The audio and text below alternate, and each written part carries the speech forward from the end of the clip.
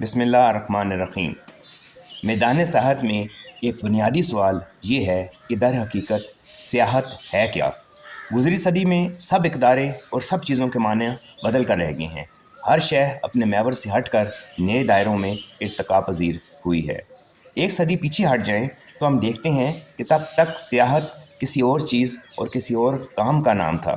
کوئی بھی انسان اگر سیاحت پر نکلتا تھا تو وہ ایک مقصد، ایک تلاش لے کر نکلتا تھا۔ ایک سیاح اپنی سوچ کی دنیا میں ایک مفکر بھی تھا، ایک رائٹر بھی تھا، ایک تاریخ دان بھی تھا، ایک متلاشی کھوجی بھی تھا، حتیٰ کہ ایک سائنسدان ہونے کی حد کو بھی چھو جاتا تھا۔ اور قدیم کتب میں تمام سیاحت کے میدانوں کی اسی بات کی گواہی ملتی نظر آتی ہے۔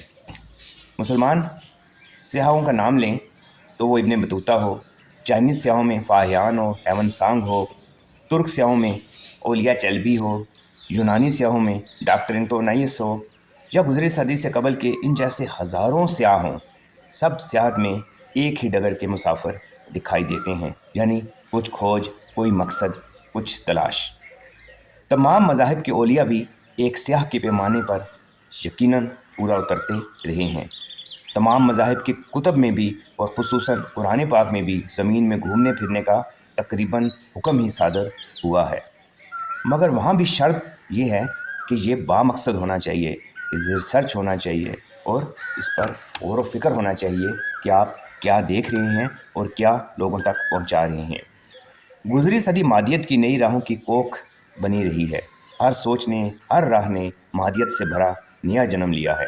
سیاحت نے بھی اپنی موسیقیت چھوڑ کر نیا رنگ و روپ دھار لیا ہے۔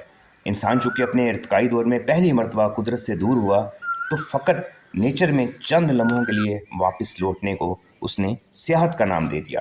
اب سیاحت یہی ہے کہ آپ کان پھاڑ دینے والی بھیڑ بھاڑ اور کنکریٹ کے جنگلوں سے کسی طرح جان بچا کر کچھ دیر کے لیے قدرت کی آغوش میں چلے جائیں اور صرف تازہ آکسیجن حاصل کر پائیں۔ البتہ رسائی یا دسترس پھر بھی مادیت کے زیر کمان ہی ہوتی جا رہی ہے، اور ہر انسان اپنے اپنے مادی وسائل کے مطابق ہی اب اس سے لطف اندوز ہو سکتا ہے۔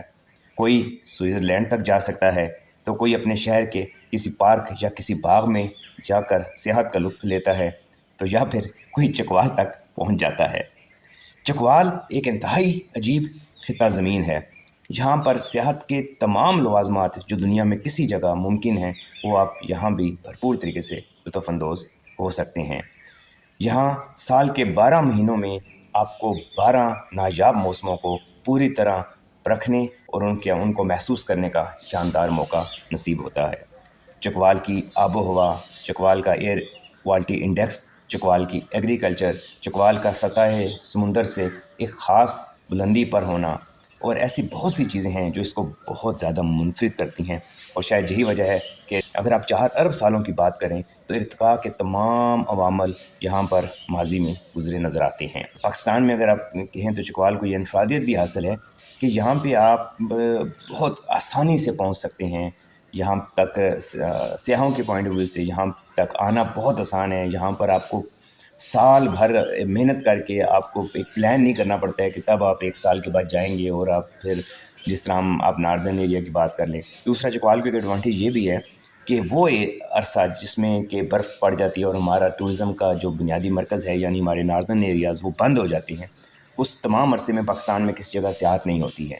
تو چکوال کو اس لحاظ سے اگر سیاحت کے میدان میں پروموٹ کیا جائے تو وہ سارے لطف، انتہائی بلند و بالا پہاڑ، انتہائی آئسولیٹڈ علاقے، انتہائی خوبصورت جنگل، ندیاں، پانی، چشمے، جھرنے، کلچرل اگر آپ یہاں پر ٹورزم کرنا چاہتے ہیں، ریلیجیس کرنا چاہتے ہیں، ہزاروں سال قدیم مندر یہاں پر، قلعے یہاں پر موجود ہیں، اگر بوٹینیکل دیکھنا چاہتے ہیں تو ایگریکلچر اپنے عروج پہ نظر آتی ہے، جڑی بوٹیاں، پتھروں کا اگر آپ پتھروں کی دنیا چھاننا چاہتے ہیں، الغرض شاید ہی کوئی اگر آپ بڑی ایڈونچر ٹریکنگ کرنا چاہتے ہیں، جیپنگ کرنا چاہتے ہیں، بائکنگ کرنا چاہتے ہیں، اور اس کے علاوہ پیرا سیلنگ کرنا چاہتے ہیں، پیرا گلائڈنگ کرنا چاہتے ہیں، آپ پہاڑوں سے جمپ کرنا چاہتے ہیں، تو دنیا کی شاید کوئی ایسی سیاحوں کی کوئی ایسی ایکٹیویٹی، سیاحت کی کوئی ایسی ایکٹیویٹی پیچھے نہیں رہ جاتی ہے جو چکوال میں ممکن نہ ہو۔